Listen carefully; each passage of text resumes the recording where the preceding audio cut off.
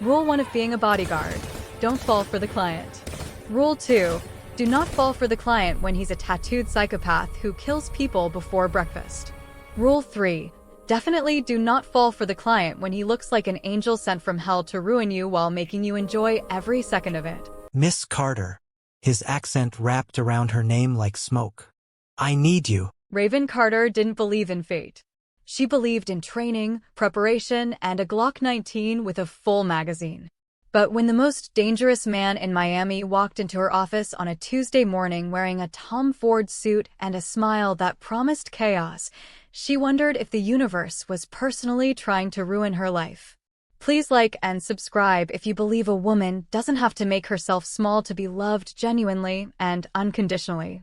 Miss Carter. His accent wrapped around her name like smoke. I need you. She didn't look up from her laptop. I don't work with criminals. Everyone's a criminal. I'm just honest about it. He sat without invitation, and Raven caught the scent of expensive cologne mixed with something darker. Gunpowder, maybe. 8 men in 2 minutes. Impressive. Her fingers stilled on the keyboard. That video had gone viral 3 months ago. A warehouse situation gone sideways, security footage leaked by someone with a death wish. She'd been trying to scrub it from the internet ever since. You watched that? 17 times. Kang Dae-won leaned forward, and she finally met his eyes. They were the color of whiskey in dim light, sharp with intelligence that didn't match the reputation.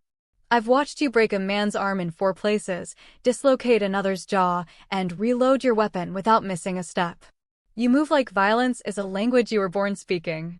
Flattery doesn't work on me. Good thing I'm not flattering you. I'm stating facts. He slid a folder across her desk. $50,000 a week. Plus expenses. Raven laughed. Actually laughed. What, did you rob a bank this morning? 3 weeks ago. But that's unrelated. He said it so casually she almost missed the admission.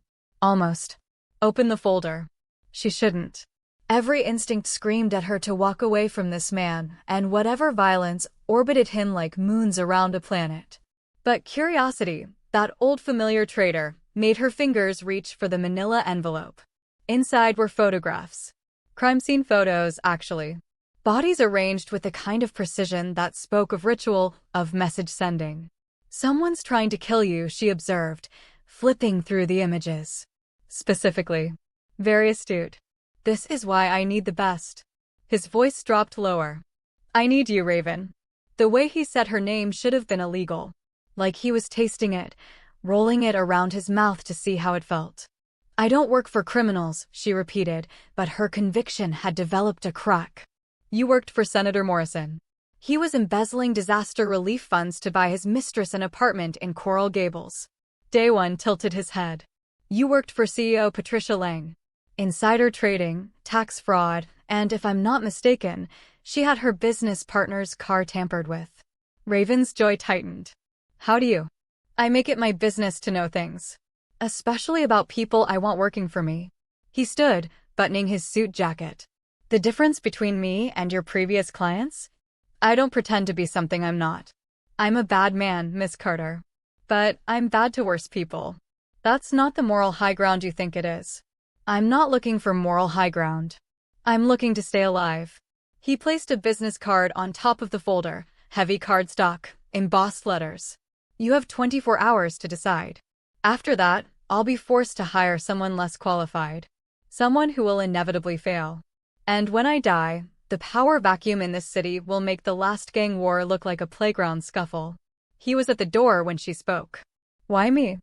Dae-won glanced back, and something in his expression shifted. Something raw and hungry that made her pulse kick up despite herself. Because when I watched that video, I didn't just see a woman who could fight. I saw someone who understood that sometimes violence is the only answer. Someone who didn't hesitate, didn't flinch, didn't apologize for being exactly what she needed to be in that moment. He paused. And because you're the only person I've met in 5 years who doesn't look at me with either fear or greed. You just look unimpressed. I am unimpressed. I know. His smile was devastating. It's incredibly attractive. Then he was gone, leaving only the lingering scent of cologne and the weight of a decision that would change everything. Raven showed up at his estate exactly 24 hours later, duffel bag in hand and resignation in her heart. The house, calling it a house was like calling the ocean damp, sprawled across 2 acres of prime Miami real estate. Modern architecture, all glass and clean lines, the kind of place that screamed new money trying very hard to look like old money. A woman in her 50s answered the door. "You must be Miss Carter. Mr. Kang is expecting you." "Of course he is," Raven muttered, following her inside. The interior matched the exterior. Minimalist, expensive, vaguely threatening. Like walking through a museum curated by someone with excellent taste and flexible morals. Dae-won was in what could only be described as a throne room disguised as an office.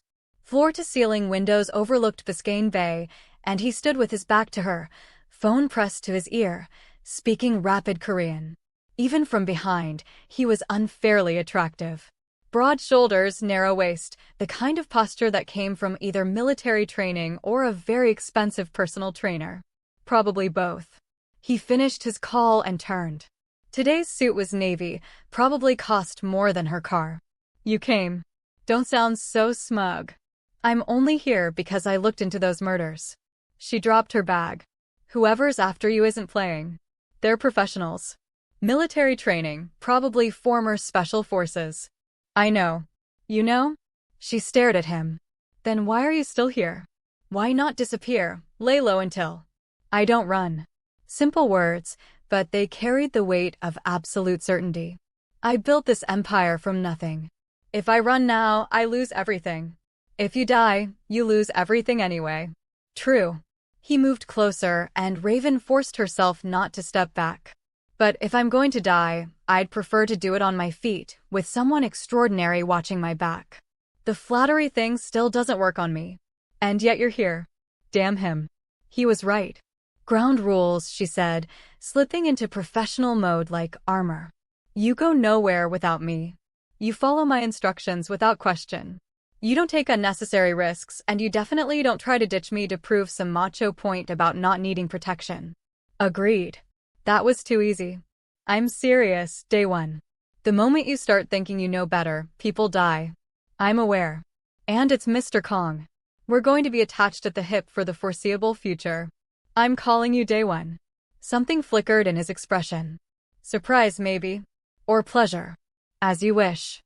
He showed her to the guest house, which was nicer than her actual house, and gave her the security rundown. Cameras everywhere, armed guards rotating in 12-hour shifts, panic rooms in 3 locations. "You're paranoid," she observed. "I'm alive. There's a difference." He paused at the door. "Dinner is at 7. Join me." "Is that an order or a request?" "With you, Raven, everything is a request." His smile was crooked, almost boyish. "I have a feeling ordering you around would end poorly for me." "Smart man. I have my moments." Dinner was an exercise in psychological warfare. The dining room could have seated 20, but the table was set for 2. Intimate. Intentional. Dae-won had changed into dark slacks and a black button-down, sleeves rolled to his elbows. That's when Raven saw it, the tattoo that covered his entire right forearm. A dragon, rendered in traditional Korean style, so detailed it looked alive. The tail disappeared under his sleeve, suggesting it went much higher. "You're staring," he said mildly, pouring wine.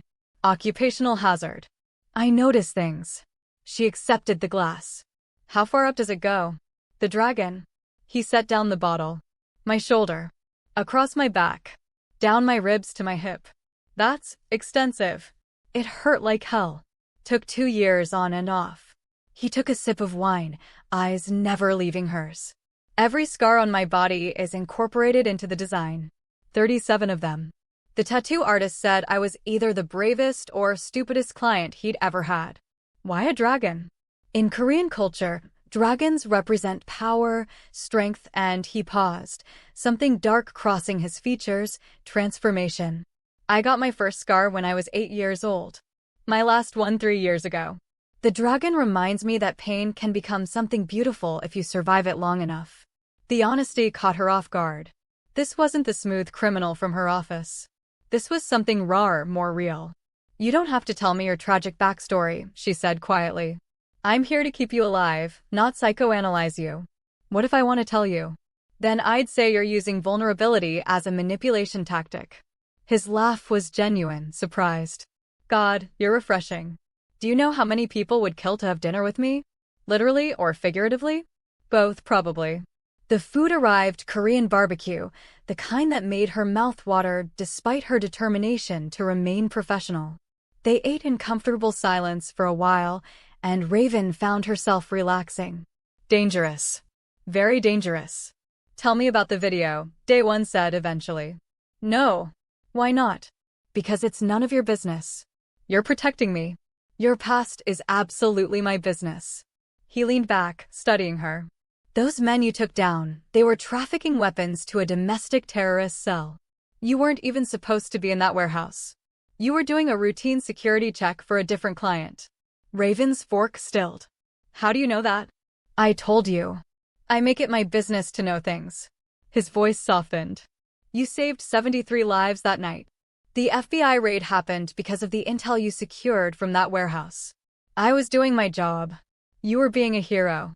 There's a difference. Don't. She set down her fork, suddenly not hungry. Don't turn me into something I'm not. I'm not a hero. I'm just someone who knows how to break bones and follow orders. You don't strike me as someone who's good at following orders. That's because you've known me for approximately 8 hours. 8 hours and 37 minutes. But who's counting? His smile was infuriating. Tell me, Raven. Why does a woman with your skills end up babysitting billionaires instead of working for the government? I did work for the government. 12 years, Army Rangers. Turns out I'm not great with authority figures who make stupid decisions that get good people killed. There it is. There what is? The thing that makes you dangerous. You have a conscience. He stood, moving around the table with predatory grace. People with consciences are unpredictable. They'll follow you into hell, but the moment they decide you're the villain, they'll put a bullet in your head without hesitation. Raven stood too, meeting his gaze. They were inches apart now, and she could see gold flecks in his brown eyes, could count the faint scars that makeup didn't quite cover. Are you the villain, Dae-won? Absolutely. No hesitation. But I'm your villain now. For the next however many weeks this takes. That's not how this works. Then how does it work? She should step back. Should re-establish professional boundaries. Should do literally anything other than stay frozen in this moment, heart pounding, very aware of how his gaze dropped to her lips. It works, she said slowly, with you staying alive. That's the only thing that matters. Is it? His hand came up, fingers barely grazing her jaw. The only thing? Dae-won. Raven. Her name again, spoken like a prayer and a curse. I'm going to be honest with you. Probably more honest than I should be. I didn't hire you just because you're the best. I hired you because when I watched that video, I felt something I haven't felt in years. Interest. Curiosity. The desire to know another human being beyond their utility to me. That's just obsession. It'll pass. Will it? He stepped back, giving her space she simultaneously wanted and hated. Maybe you're right. Maybe in a week I'll be bored, and you'll just be another employee. But I don't think so. Why not? Because you're still here.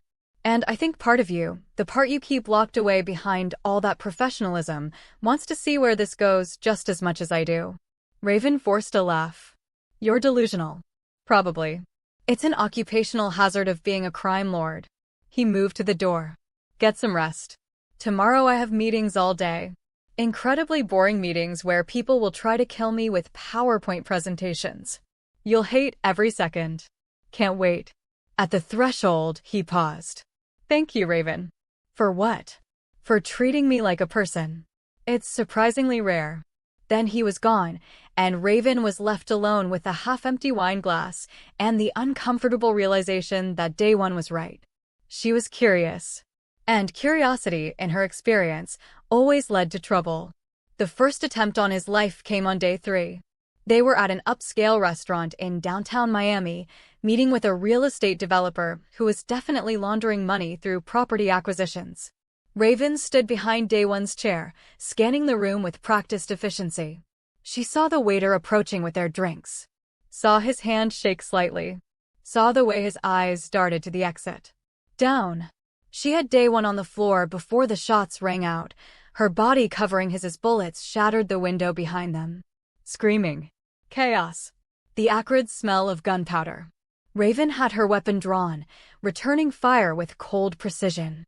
2 shots. The gunman dropped, clutching his shoulder. Not dead, she needed him for questioning, but definitely out of commission. Stay down, she ordered Dae-won, moving in a crouch toward the threat. But of course, he didn't listen. He was right behind her, his own weapon drawn, covering her 6 with the kind of competence that suggested he'd done this before. They cleared the restaurant together, a synchronized dance of violence she hadn't performed with anyone since her military days. When the police arrived 12 minutes later, Raven had 3 suspects subdued and Dae-won was calmly explaining to witnesses that everything was under control.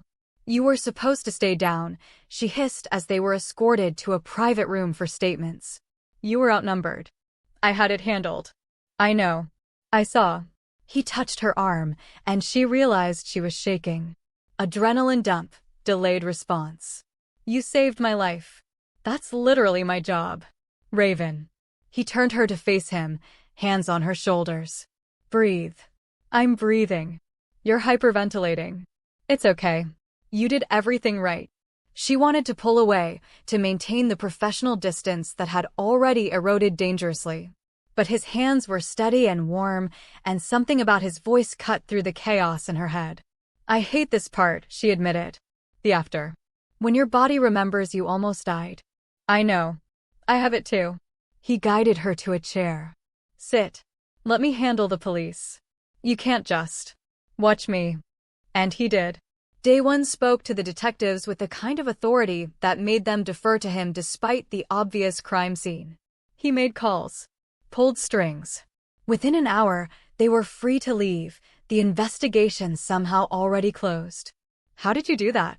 Raven asked as they climbed into his bulletproof SUV. Money and carefully cultivated relationships with the right people. He glanced at her. You're angry. You used to this. The corruption, the strings, the way you can just make things disappear. Yes. At least he was honest. They drove in silence to the estate. Raven's mind was racing, replaying the attack, analyzing what she could have done better. She didn't notice they'd arrived until Dae-won opened her door. Come on. You need to decompress. I'm fine. You're not. And lying about it helps no one. He led her not to the guest house, but to the main residence, through hallways she hadn't seen before, to a room that was clearly his personal gym. Hit something, he said, gesturing to a heavy bag. What? You need to work off the adrenaline. Hit something. Or someone.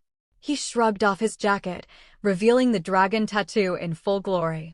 The design was even more intricate than she'd imagined, scales rendered in such detail they seemed to shimmer. I can take it. This is insane.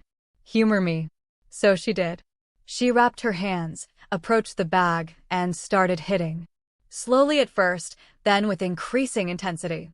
All the fear, the anger, the frustration poured out through her fists. Dae-won held the bag steady, absorbing each impact without complaint. Harder, he said. She hit harder. Good. Again. She lost track of time, lost in the rhythm of movement, the satisfying thud of impact. When she finally stopped, her hands ached and sweat dripped down her face. Better, he asked. Yeah. She was breathing hard but steady now, centered. Thanks. You're welcome.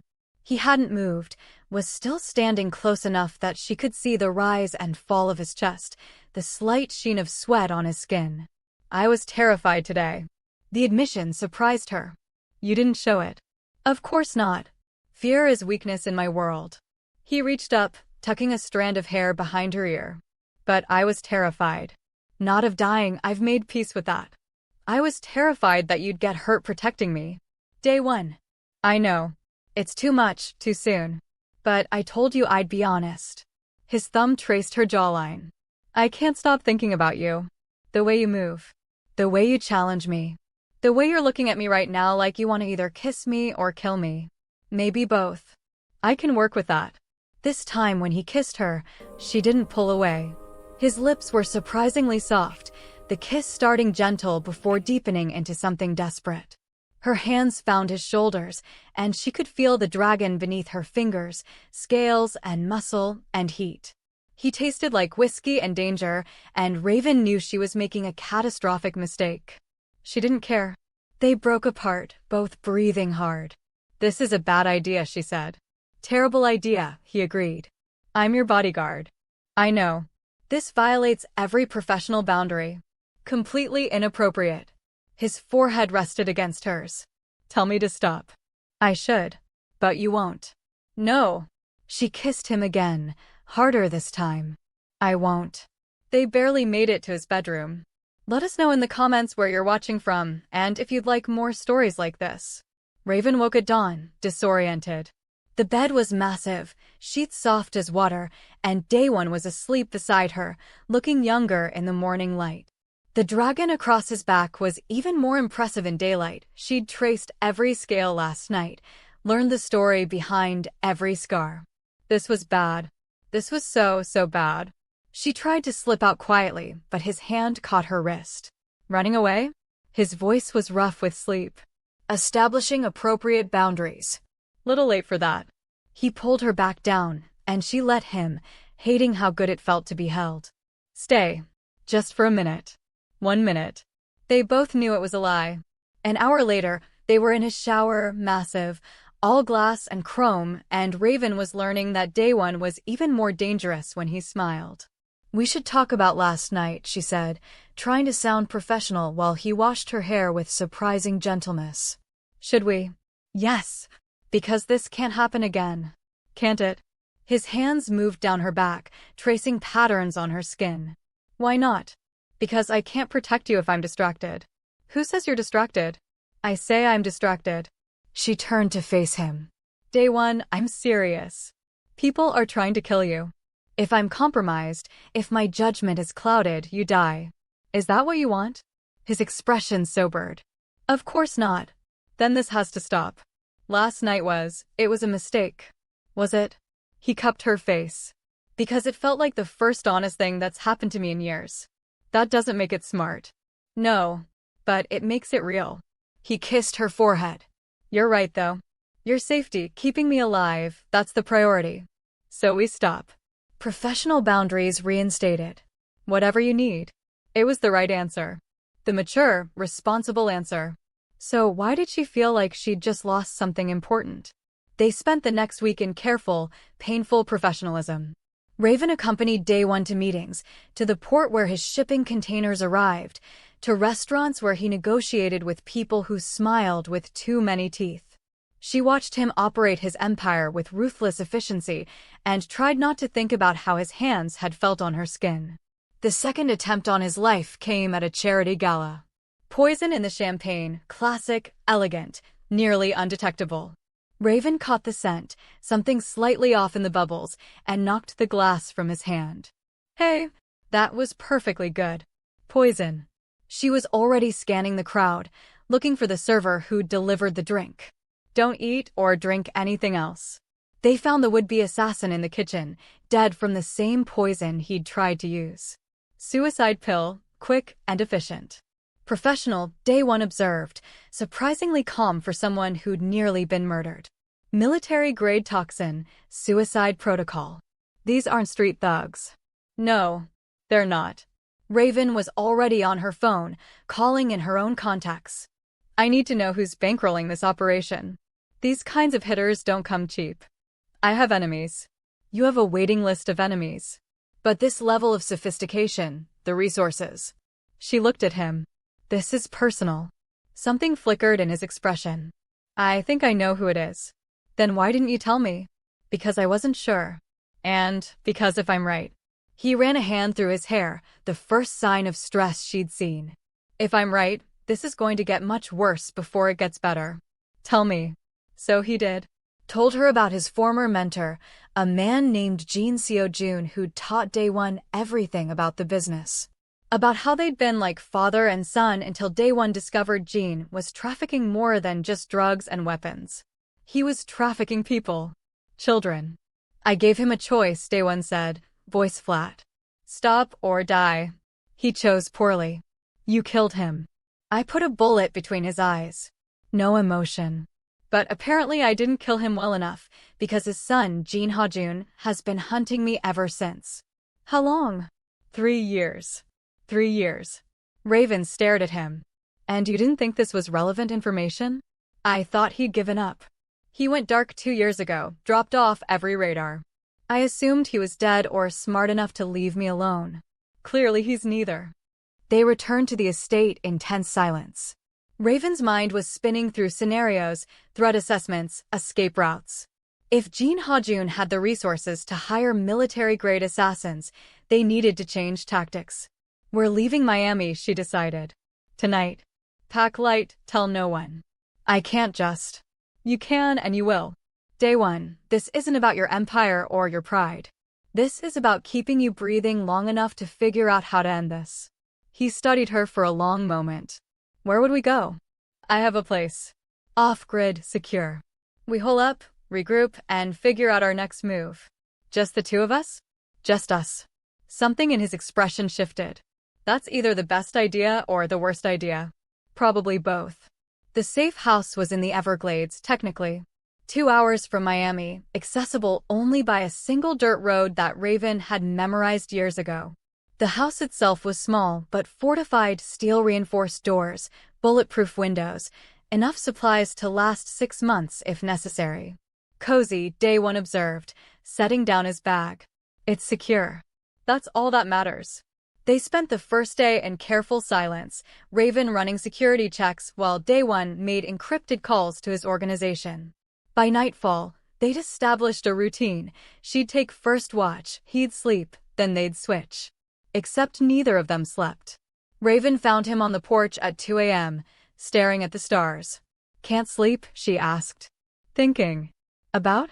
Regrets. I have quite a few. He glanced at her. Killing Jean isn't one of them. But the circumstances that led to it, those I regret. You were trying to do the right thing. In the worst possible way. He laughed bitterly. That's my specialty. Good intentions, terrible execution. You're not as bad as you think you are. I'm exactly as bad as I think I am, Raven. Worse, probably. He stood, and the moonlight caught his dragon tattoo, making it glow. But when I'm with you, I forget that for a while. When you look at me, you don't see the monster everyone else sees. What do I see? I don't know. But I want to find out. He crossed the distance between them, and Raven knew she should step back, should reinforce those professional boundaries they'd so carefully reconstructed. But she was tired. Tired of being strong, of being careful, of denying what she wanted. This is still a terrible idea, she whispered as his arms went around her. I know. We're going to regret this. Probably. Dae-won. Raven. He tilted her chin up. Stop thinking. Just for tonight, stop thinking and feel something. So she did. They made love under the stars, slow and desperate, and Raven memorized every touch, every sound, knowing this couldn't last, but wanting it anyway. Afterward, they lay tangled together, and Dae-won traced patterns on her skin. Tell me something true, he said softly. What? Something real. Something you don't tell anyone else. Raven considered lying. Considered deflecting. But the darkness made her brave. I'm terrified, she admitted. Not of dying. Not of getting hurt. I'm terrified that when this is over, I won't be able to walk away from you. His arms tightened around her. Then don't. It's not that simple. Why not? Because you live in darkness, Dae-won. Violence and crime and death. That's your world. It could be our world. I don't want that life. Don't you? He shifted to look at her. You were never meant for the normal, Raven. You're too sharp, too fierce. You need the edge, the danger. You need someone who matches you. And you think that's you? I know it is. He kissed her, soft and sure. I've watched you come alive in the moments when everything goes to hell. You're not afraid of my darkness. You're afraid that you're just as dark as I am. The words hit like bullets, true and terrible. That's not. Isn't it? His hand found hers. Tell me I'm wrong. Tell me you're going to walk away from this, from us, and go back to protecting corporate executives and celebrities. Tell me that won't bore you to death within a month. She couldn't. Because he wasn't wrong. This is insane, she said instead. Most good things are. They stayed in the safe house for 2 weeks, and Raven learned Dae-won in ways that had nothing to do with protection details or threat assessments. She learned he couldn't cook to save his life, but made excellent coffee. That he spoke 4 languages fluently and was teaching himself a 5th. That he had a photographic memory and used it to memorize poetry he'd never admit to reading. She learned the man behind the monster, and it terrified her how much she liked him. "Tell me about the scars," she said one night, tracing the dragon on his back. "You said everyone is part of the design. Do you really want to know?" "Yes." So he did. Each scar had a story, some from his childhood in Seoul, growing up poor and desperate. Others from his teenage years, fighting his way up through the ranks of the organization that would eventually become his. The worst ones were from Jean, from the man who'd been both mentor and monster. "This one," Dae-won pointed to a jagged line across his ribs, "was the day I decided Jean had to die." He stopped, voice going rough. There was a girl, maybe 12 years old. And Jean was going to sell her to men who would have destroyed her. What happened? I killed Jin's best customer in front of him. Then I took the girl and 17 others to a safe house, gave them enough money to disappear, and told Jean his business was over. He touched the scar. He disagreed. This was his response. "You saved those kids. I should have saved them sooner. I knew what Jean was for months before I acted. I was trying to find the right way to handle it, trying to minimize damage to the organization." His voice was bitter. Children were being hurt, and I was worried about profit margins. Raven kissed the scar. "You did the right thing eventually." "Eventually doesn't mean much to the ones I didn't save in time." She understood then why he was so comfortable with violence, why he didn't pretend to be something he wasn't. He'd learned the hard way that monsters don't negotiate. Sometimes you have to become a bigger monster to stop them. "You're not irredeemable," she said softly. No, you're just complicated." He laughed, the sound surprising them both. "Complicated. I've been called many things, but never that. Get used to it. Does that mean you're staying?" The question hung between them, heavy with implications. "I don't know," Raven admitted. "Ask me again when you're not actively being hunted." "Fair enough." The break came on day 16. One of Dae-won's contacts found Jean Ha-jun's location, a compound in Fort Lauderdale, heavily guarded but not impenetrable. "We call the FBI," Raven said immediately. "Give them the location, let them handle it. They'll take months to build a case. In that time, Ha-jun disappears and I spend the rest of my life looking over my shoulder. Or you die trying to take him out yourself." "Not myself." He looked at her. "With you." "Absolutely not." "Raven." "No. I'm here to keep you safe, not help you commit murder." "It's not murder. It's self-defense." Semantics. They argued for hours, Dae-won's logic ruthless and compelling, Raven's conscience refusing to bend. Finally, exhausted, she made a decision. "Fine. We go after Ha-jun. But we do it my way, following my plan, with non-lethal options whenever possible. And if there's no non-lethal option, then we do what we have to." She met his gaze. "But we try. We try to be better than the people hunting you." He smiled, slow and devastating. "This is why I need you. You make me want to be better. Don't put that on me." Too late. They spent 3 days planning, using Dae-won's resources and Raven's tactical knowledge. The plan was risky but solid: infiltrate the compound, neutralize guards, capture Ha-jun alive for the authorities. Clean. Professional. Minimal casualties. Of course, nothing ever goes according to plan. They hit the compound at 3 a.m., dressed in black, faces covered. Raven moved like smoke through the security, disabling cameras and guards with practiced efficiency. Dae-won followed, providing cover, their synchronization perfect. They found Ha-jun in his office, surrounded by 3 bodyguards and enough weapons to start a small war. Kang Dae-won. Ha-jun's voice was smooth, cultured. He was younger than Raven expected, maybe 30, with sharp features and his father's eyes. "I was wondering when you'd finally find me." "Ha-jun." Dae-won's weapon never wavered. "This ends tonight." "Does it?" Ha-jun gestured, and his guards raised their weapons. Mexican standoff. I've spent 3 years planning your death. You think I didn't anticipate you coming here? Actually, Raven said, stepping from the shadows behind Ha-jun, her gun pressed to his spine. He's counting on it. Drop your weapons. Now. The guards hesitated, looking to their boss. Ha-jun laughed. The famous Raven Carter. 8 men in 2 minutes. I watched that video too, you know. Impressive work. Weapons. Down. Don't make me repeat myself. Or what? You'll shoot me? That's what Dae-won wants anyway. Ha-jun turned slightly, just enough to see her. Did he tell you about my father? How Dae-won executed him in cold blood? He told me your father was trafficking children. That he deserved worse than a bullet. My father was a businessman. Your father was a monster, Dae-won cut in, voice cold. And you're following in his footsteps. The compound we raided last week? 12 girls, Ha-jun. The youngest was 9. Raven's stomach turned. You're trafficking children? I'm finishing my father's legacy. She hit him. One precise strike to the temple that dropped him like a stone. Raven, Dae-won started. Don't. She was shaking with rage. Don't defend this. Don't tell me there are shades of gray. Some things are black and white, and hurting kids is as black as it gets. The guards made their move, but Raven and Dae-won were faster. The fight was brutal, efficient, over in 90 seconds. When the dust settled, all 3 guards were unconscious, and Ha-jun was zip-tied and gagged. We need to search the compound, Raven said, already moving.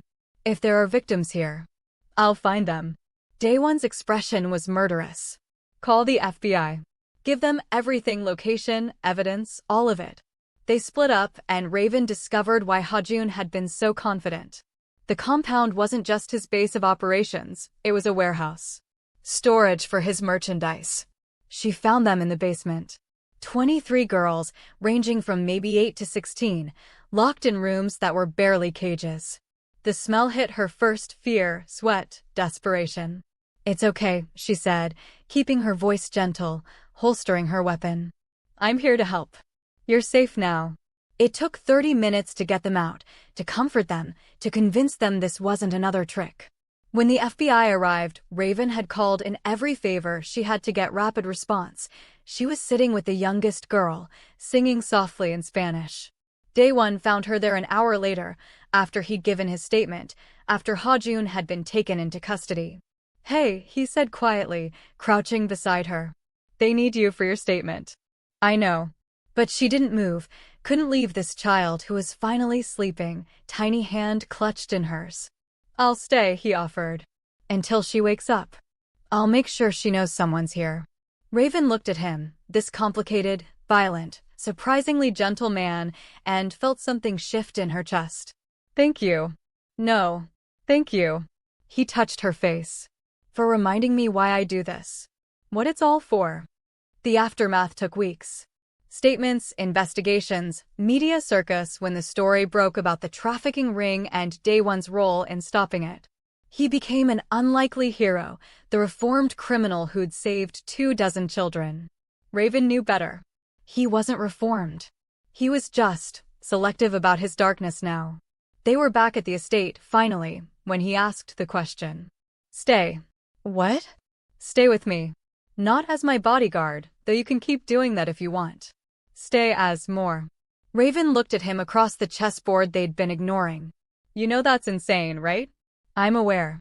Your life is dangerous. Yes. You have enemies. Lots of them.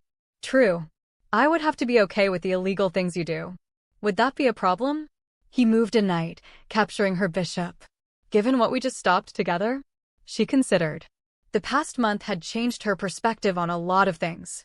Right and wrong weren't as clear as she'd once thought. Sometimes you had to work with criminals to stop worse criminals. Sometimes the monster was the only one willing to fight other monsters. What exactly are you asking me? I'm asking you to be my partner. In everything. He looked up, and his eyes were serious. I can't promise normal. I can't promise safe. But I can promise that every day with me will be real. No pretending, no hiding. Just us, exactly as we are. And if I say no, then I pay you the ungodly amount of money I owe you, and you walk away. I won't stop you. He paused. but I'll regret it for the rest of my life. Raven moved her queen, putting him in check. I have conditions. Name them. No trafficking. Ever. No drugs near schools. Nothing that hurts innocent people, especially kids. Agreed. I want autonomy. I'm not your property or your possession. I'm your equal. Obviously. And if you ever lie to me about something important, I walk. No second chances. Fair. He moved his king, escaping check. My condition. You stop pretending you don't want this. Stop pretending you're going to get bored or fed up and leave. We're in this together, or we're not in it at all. That's a terrifying commitment. I know. He smiled. You up for it? She should say no. Should walk away from this beautiful, broken man and his world of shadows. But Raven had never been good at doing what she should. Yeah, she said, moving her queen again. Checkmate. And yes, I'm in. He looked at the board, then at her, and started laughing. You hustled me. I did. You've been able to beat me this whole time. Yep. God, I love you. The words hung in the air between them, unexpected and raw. You don't mean that, Raven said, but her heart was pounding. I absolutely mean that. I fell in love with you the moment you pressed a gun to my chest and told me to move. He stood, moving around the table. I love your strength, your conscience, the way you challenge me. I love that you're terrifying and tender in equal measures. I love that you make me want to be better while accepting exactly who I am right now. Dae-won. You don't have to say it back. I just needed you to know. But she did. Somehow, impossibly, she did. I love you too, she admitted. Even though you're a criminal and a control freak and you have terrible taste in movies. My taste in movies is excellent. You cried during Fast and Furious. That was a very emotional scene about family. He pulled her up into his arms. Say it again. Which part? The love part. I love you. She kissed him. I love you, and this is probably going to be a disaster, but I don't care.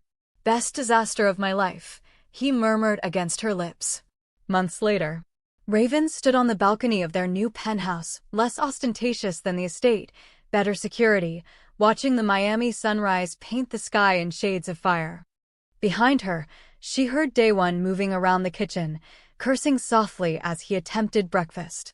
He still couldn't cook, but he tried, and that counted for something. Her phone buzzed. Another job offer, this time from a tech CEO who needed protection during a corporate merger. Good money, straightforward work, exactly the kind of thing she used to jump at. She deleted it. Coffee, Dae-won announced, appearing with 2 mugs. And before you ask, yes, I burned the toast. Again. How is that even possible? It's a toaster. I contain multitudes. Most of them incompetent in the kitchen. He kissed her temple. What are you thinking about? How weird my life is now. She leaned back against him. 6 months ago, I had rules. Boundaries. A very clear sense of right and wrong. And now? Now I'm in love with a criminal. I help him make morally questionable decisions. Last week we stole from a corrupt politician to fund a women's shelter. She laughed.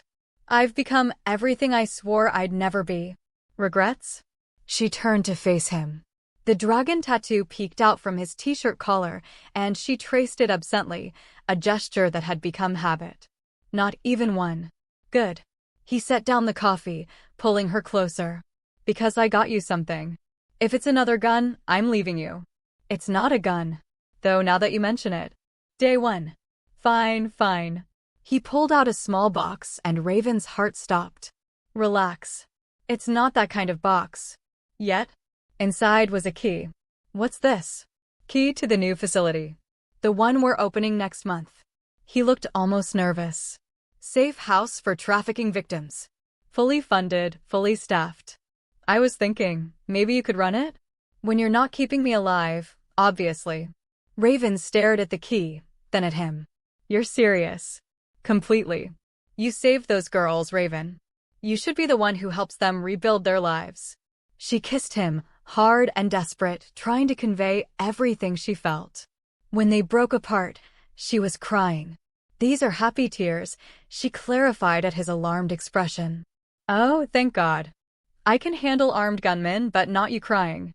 I love you, you ridiculous man. I love you too. He wiped her tears with his thumbs. So is that a yes? It's a yes to the facility. And she took a breath. It's a yes to whatever comes next. All of it. Even the eventual, that kind of box? Even that. Good. He grinned, dangerous and beautiful. Because I'm not letting you go. Ever. Possessive much? Completely. You've seen my tattoo. Dragons don't share their treasure.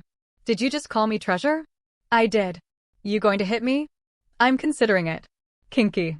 She laughed, and he kissed her, and somewhere in the city below, their empire hummed with the business of the day, both legal and not, moral and questionable, but always protecting the people who couldn't protect themselves. Raven had spent her whole life being strong, being perfect, being the hero. With Dae-won, she could finally be human. Flawed and fierce and fighting for something real. It wasn't the life she'd planned. It was infinitely better. Thanks for watching. Please like, share, and subscribe for more heart-thrilling stories.